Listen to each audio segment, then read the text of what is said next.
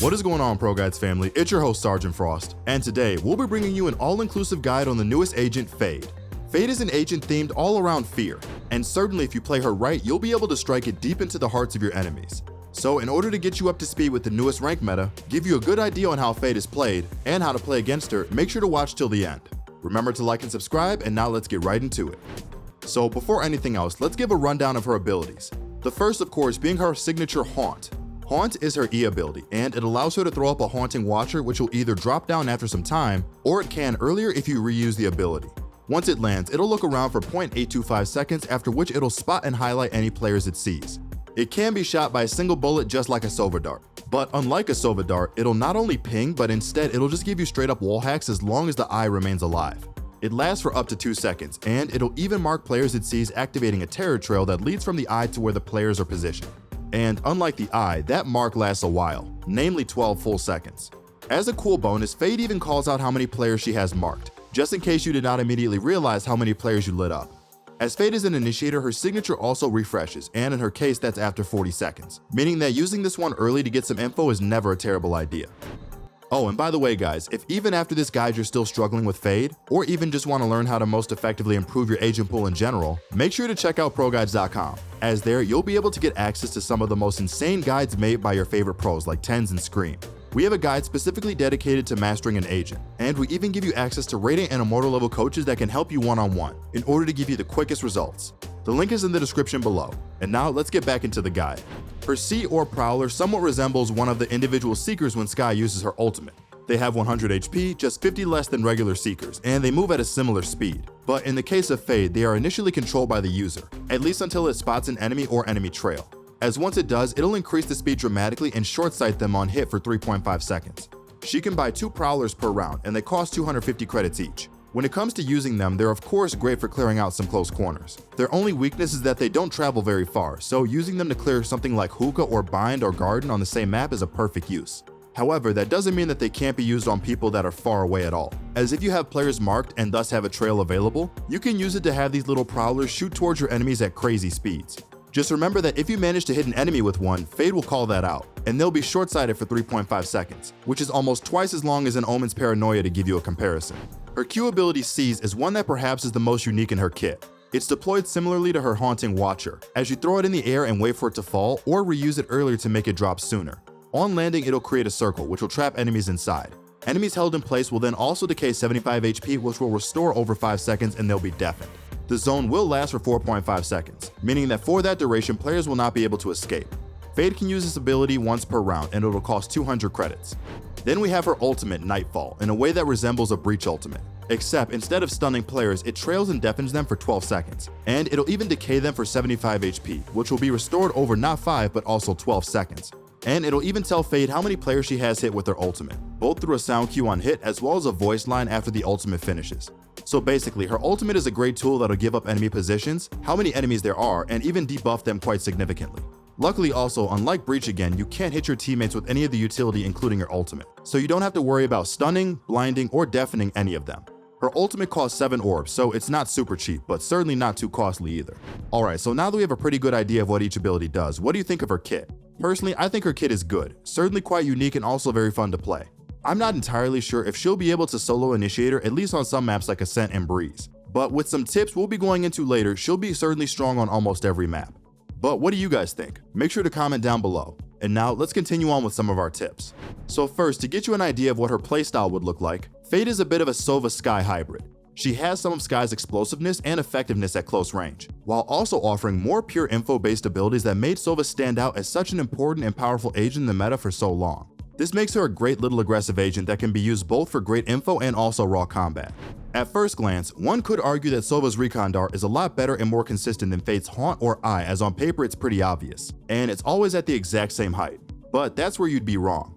Since similarly to Sova, Fade can make great use of lineups. Argentinian pro Unsto showcased some of the insane potential already quite early, which you can accomplish by using the Eye. Of course, if you want to see all of them, check out this original post link below. But for now, these are 3 of our favorites he found on Ascent, as well as 2 originals to have more of a rounded repertoire of options. Firstly, number 1 is to execute onto A as an attacker. It sees a large amount of the actual bomb site, and the annoying close corners are also cleared. And of course, since it'll mark anyone it spots, it's comboed greatly by also using 1 or 2 prowlers onto the trails to force your opponents to either compromise their position by shooting or get to know the potential of the new agent in real time. That of course being by getting short-sighted for a whole 3.5 seconds, the longest lasting blind in the game. In order to get a lot of info around A main early, the second lineup you probably want to learn on Ascent is on the defender side. To throw it, get into tree, look slightly next to this window here and jump through. This will allow you to spot anyone in A main or even outside of A main more towards their own spawn. A great piece of utility, it can allow you to recognize potential rushes at the very first second of the round. And all of that by only using a refreshable ability. On B site, a similar lineup exists where you should line yourself up with this red and white pole on the ground, aim at the middle of the third brick from the right, and again jump throw.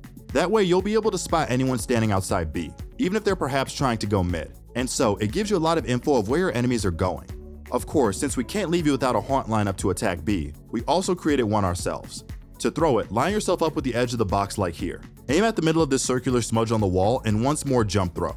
That way it'll land in the back of B and spot anyone on site that isn't hiding in back sight. And it'll even catch most of lane and stairs. Of course, depending on your goals, there might be better ones that'll perhaps catch more of the outside of main entrance, but it's harder to find effective lineups that aren't easy to shoot. One that I've decided to use in my games for now is this one, which catches anyone playing close to main, but also is a lot easier to shoot than the previous one is this one. First, you line yourself up with this box. Then you aim at the left bottom side of the sign here, jump throw, and voila. And again, as with most of these lineups, following your enemies spotted with prowlers is a really good combo, and perhaps one of the best ways to get consistent value out of your utility. Just remember that the lineups are prone to getting countered if you use them too often. If you use the same piece of utility every round, players will eventually catch on and pre-aim the spot it lands. So that's where good timing and variety becomes ever so important, just something to keep in mind. Now, I've mentioned a few times how prowlers are good when using them on terror trails, which is of course since they don't need direct vision on enemies, and they are even a whole lot faster, making them much more difficult to hit. But I want to get a bit more in depth on that. Of course, her prowlers are by no means useless when you're controlling them around corners, as they can give you great info, which might be just what you need. But by using it in this way, you're not very likely to flash enemies at all. Essentially, you could see her prowlers as two separate abilities. On one hand, you can use them for non-marked players as sort of a budget skydog that you can use to clear close corners with and have 2 of instead of 1. And the second ability is more of a hard initiating sky ultimate, which you can only use on marked enemies. But it is very, very effective, also especially up close. It's important to recognize this difference because both uses have their perks, but trying to use your prowlers as a flash where your enemies isn't already marked oftentimes just isn't really the play. When it comes to her C's, which again allows her to trap, deafen, and decay players, it has a great amount of uses. The most obvious plays would of course be trapping players on standard positions when attacking bomb sites, but there's also a lot more interesting things you can do. You can try to create lineups to block out rotations, you can use it aggressively on defense to isolate players, while also trapping their teammates behind them, and you can even combo it very well with, for example, the Brimstone's ultimate. A bit like what happened to this helpless soul here. An important thing with any new agent is to be creative, but when it comes to C's especially, there's a lot of room for creativity. Of course, just like in the example you mentioned, team play is very important for an initiator like Fade. Just because you might know someone is stuck in a corner because of your trail, does not necessarily make it easy to kill them, unless you have teammates to follow up with their utility of their own. Trapping someone in a corner is similarly good on its own, but having a raise throw in a nade on top makes it an unbeatable combo. Especially in the case of her E, Haunt. You can get really good info from a distance, but if a teammate is not really ready to follow up on it, well then you might just be out of luck and it won't accomplish much. So playing around and with your primary duelist is the most consistent and arguably easiest way to accomplish success. Her ultimate is another really easy strong info tool. It allows you to entry easier and it even deafens plus decays people.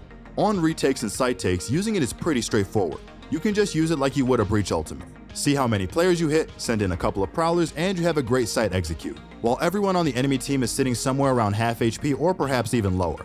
Of course, in pro play or perhaps even high level rank play, you can also use it to make a great amount of more creative plays. But if all you play is solo queue ranked, you might be better off using it on sites. In conclusion, I think we can all agree that Fade is a pretty good agent with certainly a lot of potential to develop nicely into the meta. Her Haunting Watcher seems great at first sight. Her Prowlers combo very nicely with it. Her ultimate seems like an extremely potent site take ability, and specifically combo with Prowlers, her Seize is what becomes probably the most interesting and unique ability added in a long time. She might be a bit worse on bigger maps as all of her abilities have a bit of a limited range, but by using lineups most of them can be circumvented. That's gonna be it for now though, so if you want to stay up to date with the latest Valorant news, guides, and tips, make sure to like and subscribe and ring that notification bell. Don't forget to visit ProGuides.com if you want personalized coaching or even guides made by some of the best pros like Scream and Tens. This has been your host, Sergeant Frost, and I'll see you guys in the next one.